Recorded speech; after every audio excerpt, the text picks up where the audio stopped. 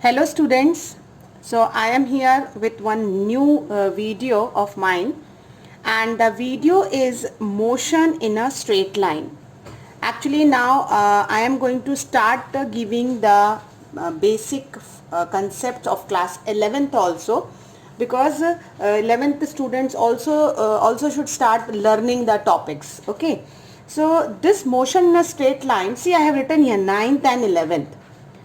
जिन बच्चों ने 11th में साइंस ऑप्ट किया है, साइंस में मैथ्स लिया हो या बायोलॉजी लिया हो, उनको फिजिक्स पढ़ना ही है। और 9th का जो भी पोर्शन होता है वो बेसिक्स ऑफ 11th ही होता है, 11th का जो पोर्शन होता है वो बेसिक ऑफ 9th ही होता है। अगर आपका 9th का बेस अच्छा है तो आपको 11th का फिजिक्स ही अच्छा लगेगा। आज ये वीडियो जो मैं बना रही हूँ इसे 9th के बच्चे भी अपना इम्प्रूवमेंट के लिए देख सकते हैं और 11th के बच्चे अपने आप को रिफ्रेश कर सकते हैं, क्योंकि पहला चैप्टर हमारा यही है, motion in a straight line. इसके पहले मैंने 11th के बच्चों के लिए मैथमेटिकल टूल डाला है, उस पर आप वीडियो को देख सकते हैं, जिसमें मैंने डिफरेंशिएशन और इंटीग्रेशन बताया है, वो भी बेसिक है। ओके, तो इतना आपको मैथमेटिकल टूल पढ़ने के बाद काइनेमेटिक्स स्टार्ट होता है, यानी motion in a straight line. तो सबसे पहले मैंने एक वर्ड बोला काइनेमेटिक्स, इसका मतलब वो एक ब्रांच है मैकेनिक्स की। तो what do you mean by this mechanics? तो फिजिक्स की जो भी ब्रांच आपके मोशन और रेस्ट को स्टडी करती है, यानी conditions of rest and motion. एक बॉडी रेस्ट पर है, इसका मतलब उसकी पोजीशन नहीं बदल रही है, यानी टाइम में अगर एक चेयर आपने कमरे में रखी हुई है तो वो तब तक रखी रहेगी जब तक आप उसे उठाएंगे नहीं, यानी the chair is at the rest with respect to time. 2 बजे भी वहीं थी, 5 बजे भी वहीं है। लेकिन अगर वही चीज आपकी कोई गाड़ी मूव कर रही है, ओके, आप साइकिल चला रहे हैं या आपकी कार मूव कर रही है स्ट्रेट लाइन पे, तब आप क्या कह रहे हैं, टाइम के साथ आपकी पोजीशन चेंज हो रही है। तो मैकेनिक्स जो है वो दोनों की स्टडी करता है, यानी रेस्ट की और मोशन की करता है। ठीक है, तो इस मैकेनिक्स के बहुत सारे सब ब्रांचेस हैं। सब ब्रांचेस में क्या क्या आता है? सबसे पहले आता है स्टैटिक्स। ओके, स्टैटिक्स मतलब क्या? जब हम रेस्ट के बात करें या इक्विलिब्रियम की बात करें, तो जो भी ब्रांच हमारी स्टडी करेगी ऑब्जेक्ट एट रेस्ट और in equilibrium, they are come as statics. Okay, रुकी हुई बॉडी है। अगर मैं सेकेंड ब्रांच की बात करूं तो दैट इज काइनेमेटिक्स, जो मैंने अभी आपको कहा, जो 9th के बच्चे भी पढ़ते हैं, बेसिक्स और 11th के भी पढ़ना है, बट अब थोड़ा 11th में एलोबरेटेड हो जाता है। तो this will deal with the study of motion of the object without considering any cause. मतलब कॉज का क्या मतलब हुआ? अगर मोशन हो रहा है तो मोशन के लिए कोई ना कोई रीजन होगा ना, भाई आपने फोर्स लगाई होगी या बॉडी मूव कैसे करी, स्टार्ट कैसे हुई, तो वो हमको स्टार्ट कैसे हुई उससे कोई मतलब नहीं है, यानी without considering the cause I have to study the motion and that is kinematics. ठीक है, और तीसरी जो ब्रांच है वो कहलाती है डायनामिक्स। इस डायनामिक में जब आप मोशन को स्टडी करते हैं, then you have to take the consideration of the cause of motion, कारण क्या था। और इस पर न्यूटन ने बहुत ज़्यादा कंट्रीब्यूट किया है, इसलिए हम न्यूटन के लॉज ऑफ मोशन, न्यूटन की इक्वेशंस ऑफ मोशन, वो पूरा इस चैप्टर में डील करेंगे। क्लियर? तो अब मैकेनिक्स का मतलब आपको क्लियर होगा कि अब हमें काइनेमेटिक्स भी पढ़ना है और डायनामिक्स भी पढ़ना है। मतलब हम पढ़ेंगे कि without knowing the reason also motion के बारे में, और न्यूटन के हिसाब से जो हमको मोशन का एक्सप्लेनेशन दिया गया है वो भी करेंगे। ठीक है, तो मेरे ख्याल में ये 2 टर्म आपको बिल्कुल क्लियर हो गए कि what is rest and motion. अगर बच्चे देख के नोट्स बनाना चाहें तो बिल्कुल बनाइए, क्योंकि जब तक आप नोट्स नहीं बनाते हैं फिजिक्स में, तब तक आपको बहुत सारे कॉन्सेप्ट्स क्लियर नहीं होते। देखिए 10th का फिजिक्स और 11th के फिजिक्स में वास्ट डिफरेंस है। जो बच्चे अभी 11th में मूव ऑन कर रहे हैं उनको फिजिक्स में बहुत ज़्यादा ध्यान देना पड़ेगा, क्योंकि 9-10th का फिजिक्स जो है बहुत बेसिक होता है और आप 11th में उसको बहुत एलोबरेटेड पढ़ते हैं। और 9th के बच्चे इस वीडियो से बहुत अच्छी स्टडी कर सकते हैं, जो उनको काफ़ी हेल्पफुल होगा।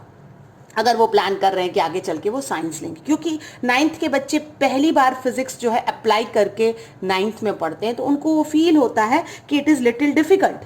लेकिन ये बहुत अच्छा तब लगेगा जब आप इसको डेली लाइफ से रिलेट करने लगेंगे। देन यू विल फील कि हाँ, सब जगह फिजिक्स है, सब जगह लॉजिक है, सब जगह रीजन है, तो रीजन का वाई का आंसर आपको फिजिक्स दे देता है। ठीक है, तो रेस्ट का मतलब मैंने क्या बताया कि body does not change the position with respect to surrounding.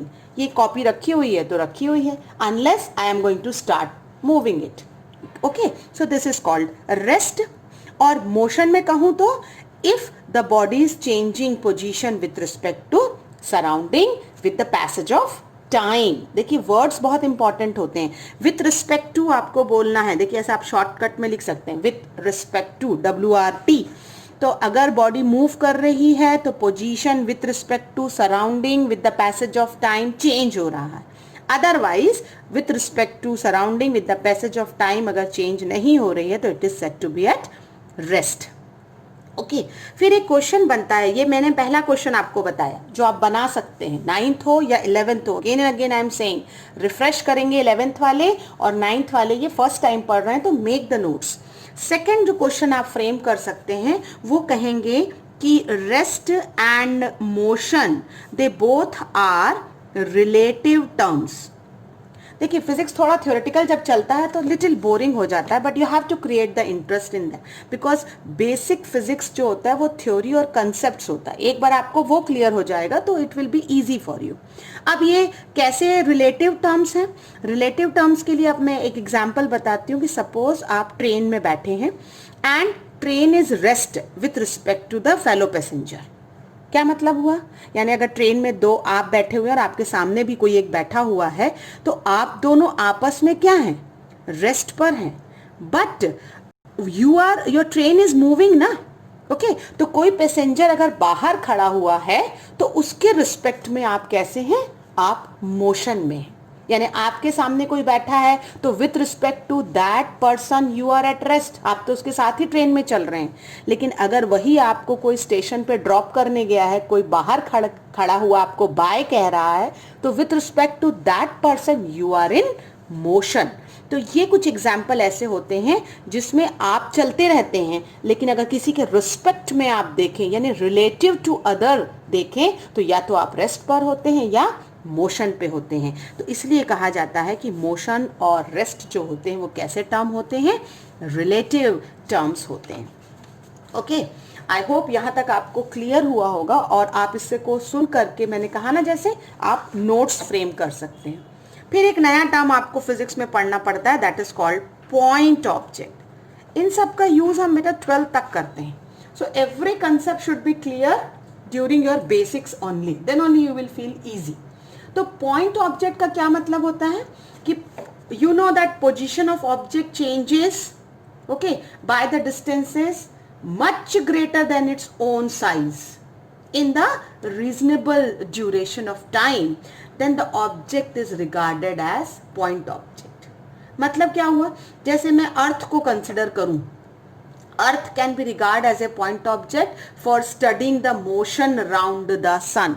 यानी जिस चीज के बारे में हम पढ़ना चाहते हैं उसकी साइज कहीं कहीं ज्यादा हो, बहुत ज्यादा हो आपके टाइम के पैसेज ऑफ टाइम के हिसाब से, और वो ऑब्जेक्ट आप जो है नेग्लिजिबल कंसिडर कर सकते हैं। करेक्ट? जैसे फॉर एग्जाम्पल मैं बोलूं कि size of my house, okay, किसके रिस्पेक्ट में देखूंगी साइज ऑफ माई हाउस?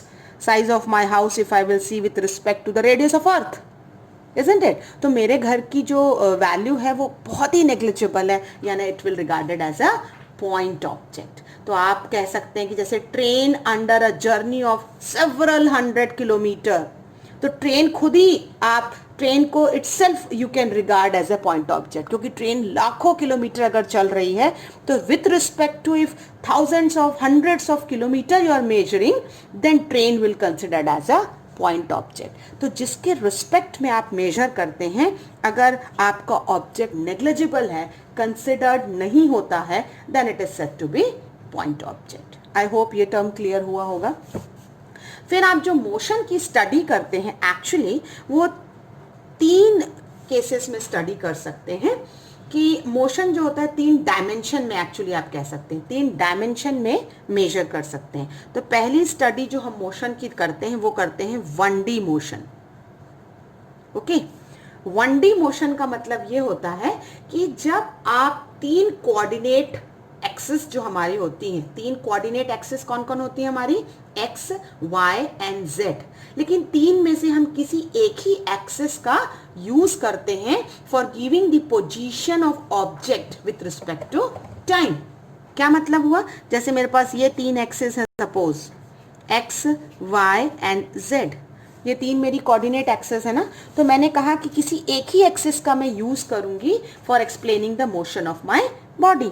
तो मान लीजिए मूविंग ट्रेन है इन अ स्ट्रेट लाइन, आपके जितने भी लीनियर मोशन है, कार जो रोड में चल रही है, साइकिल जो रोड पे चलती है, बसेस जो चलती हैं, ये सारे है ना motion of a freely falling body. ऊपर से आप कोई बॉल गिरा दीजिए नीचे की तरफ अंडर ग्रेविटी, नीचे से कोई चीज ऊपर फेंक दीजिए, ये सब किस एक्सिस का यूज करती है, सिर्फ एक ही एक्सिस का। अगर रोड पे कोई गाड़ी चल रही है तो एक्स एक्सिस, अगर ऊपर से नीचे मैंने कोई बॉडी फेंकी है तो वाई एक्सिस। इसका मतलब 3 में से किसी एक ही एक्सिस का अगर यूज हो रहा है, so that is said to be 1D motion. Okay, अब अगर मैं सेकेंड बोलूं 1D के बाद जो दूसरा होगा वो क्या कहलाएगा, 2D मोशन कहलाएगा। 2D मोशन में मतलब बहुत क्लियर है, कैसे हुआ 2D मोशन, जब हम कोऑर्डिनेट में 2 एक्सिस का यूज करेंगे, यानी एक्स और वाई दोनों का करूं, या वाई और जेड का करूं, या जेड और एक्स का करूं। जैसे मेरा एक ऑब्जेक्ट यहाँ है, ओके, तो इसको अगर मुझे कैलकुलेट करना है तो एक्स एक्सिस में भी कैलकुलेट करना पड़ेगा, वाई में भी। एक्स के लिए जो है और वाई के लिए जो है मैं ऐसा डिस्टेंस ड्रॉ कर सकती हूँ। तो जो एक्स एक्सिस में मेजर करूंगी वो एक्स होगा और जो वाई एक्सिस में मेजर करूंगी वो वाई होगा। ठीक है, तो अगर मैंने आपने 2 इसका यूज किया है कोऑर्डिनेट प्लेन्स का, तब आपका मोशन कहलाता है 2D मोशन। इसके लिए एग्जाम्पल आप कह सकते हैं motion of planets around the sun. जब मोशन प्लैनेट का हम स्टडी करते हैं या एस्ट्रोनॉमिकल बॉडीज का करते हैं, तब आप क्या कहेंगे उस समय, आप कह सकते हैं कि आपने 2 एक्सिस का यूज किया है, that is called your 2D motion. Clear. अब 3D मोशन की बात हुई तो नेचुरल है, एक्स वाई जेड तीनों का यूज करना पड़ेगा, है ना, यानी स्पेस वो आपका 3D मोशन हो जाएगा। स्पेस का क्या मतलब हुआ, जब आपका काइट आप हवा में उड़ा रहे हो, फ्लाई कर रहे हो, बर्ड्स जो हो रही हैं मूव कर रही हैं, स्पेस में एरोप्लेन अगर उड़ रहा है, तो ये सारे कौन से मोशन कहलाते हैं, 3D मोशंस कहलाते हैं। तो मोशन जो स्टडी की जाती है वो कहाँ कहाँ की जाती है, 1D, 2D एंड 3D में की जाती है। करेक्ट। आई होप यहाँ तक का बेसिक्स आपको क्लियर हुआ होगा। The next topic is distance and displacement. This is not so much unknown to you ना। अगर मैं कहूँ कि मेरी एक बॉडी A पर है और एक बॉडी B पर है, तो अगर इन दोनों के बीच का मुझे एक्चुअल डिस्टेंस मतलब एक्चुअल पाथ पता है, पाथ लेंथ पता है, तो उसे ही मैं क्या कहूँगी, डिस्टेंस कहूँगी। तो distance is nothing but what you can say, it is the actual path length. ये तो हम जानते ही हैं ना। तो आप अगर डिस्टेंस मेजर करना चाहते हैं तो इसको फिलहाल मैं कहूँगी अवर इनिशियल पोजीशन और इसको कहूँगी अवर फाइनल पोजीशन। ठीक है, और यहाँ पर मेरा टाइम जो रहेगा वो 0 रहेगा, यहाँ पे मेरा टाइम जो बढ़ के t हो जाएगा। ये कुछ बार बार हम चीज़ें जब कंसिडर करते हैं तो इसको आपको ध्यान में रखना है। ठीक, अब अगर मान लीजिए मैंने A से स्टार्ट की अपनी जर्नी और A से स्टार्ट करने के बाद में पहले जो है वो C तक यहाँ B तक गई, उसके बाद B से मैं फिर C तक गई और फिर मैं यहाँ C से वापस कहाँ आई, A तक आई। ऐसा कुछ मैंने अपना जर्नी किया हुआ है ना। तो अगर इस केस में मुझे डिस्टेंस चाहिए तो डिस्टेंस क्या होगा, मैंने A से मैं B आई या B से मैं C आई, तो पहले मुझे पता होना चाहिए कि फाइनल पोजीशन मेरी क्या है। तो मान लीजिए इनिशियल मेरी A है और फाइनल मेरी C है, तो AB plus BC, AB plus BC इन दोनों का जो एडिशन होगा that will give me the actual distance, क्योंकि मैंने इनिशियली जो है t इक्वल्स टू 0 पे a से स्टार्ट किया है, फिर मैं b आई हूँ और b के बाद वापस मैं c पर पहुंची और c मेरा टाइम t पे फाइनल डेस्टिनेशन है। तो इसका मतलब मैंने जो एक्चुअल किया है वो कितना किया है, a b plus b c. तो ये हमारा कहलाता है डिस्टेंस। ओके, अब डिस्टेंस कैसी क्वांटिटी होती है, स्केलर क्वांटिटी होती है। I think scalar and vector आप जानते होंगे, और नहीं जानते होंगे तो मेरा जो अगला वीडियो है वो वेक्टर्स पे ही है। वेक्टर्स का वीडियो आप ज़रूर देखेंगे, और उस वेक्टर के वीडियो में 11th के बच्चों के लिए मैंने जो भी मैथमेटिकल क्वेश्चन एक्सपेक्टेड होते हैं फिजिक्स के लिए, 11th फिजिक्स के लिए, वो भी उसमें अपलोड किए हैं। तो please go through my video of vectors. तो स्केलर और वेक्टर जो होती हैं वो दो क्वांटिटीज़ होती हैं। ओके, ये दो फिजिकल क्वांटिटीज के फॉर्म है। स्केलर एंड वेक्टर दो फिजिकल क्वांटिटीज के फॉर्म है। स्केलर क्वांटिटी वो होती है जिसमें आप मैग्नीट्यूड बस जानते हैं, डायरेक्शन से आपको कोई लेना देना नहीं है। लेकिन वेक्टर क्वांटिटी वो होती है जिसके पास मैग्नीट्यूड एंड डायरेक्शन दोनों होता है। और जो मैंने वर्ड कहा ना आपको, फिजिकल क्वांटिटी, तो फिजिकल क्वांटिटी क्या होती है, those quantity which are measurable, जिनको आप मेजर कर सकते हैं, वो कहलाती हैं फिजिकल क्वांटिटी। तो फिजिकल क्वांटिटी दो तरीके की होती है। अब डिस्टेंस में मुझे सिर्फ एक्चुअल पाथ से मतलब है, इसीलिए ये स्केलर क्वांटिटी। आप कहीं से कहीं चले जाइए, उससे हमको मतलब नहीं है। हमको 4 किलोमीटर चलना है, यानी 4 किलोमीटर कहीं पे भी जाना है, दैट इज अवर डिस्टेंस। तो स्केलर क्वांटिटी हुई। So it is having no direction, only the magnitude, और इसका जो यूनिट होता है वो एसआई सिस्टम में होता है मीटर, एंड सीजीएस सिस्टम में होता है सेंटीमीटर।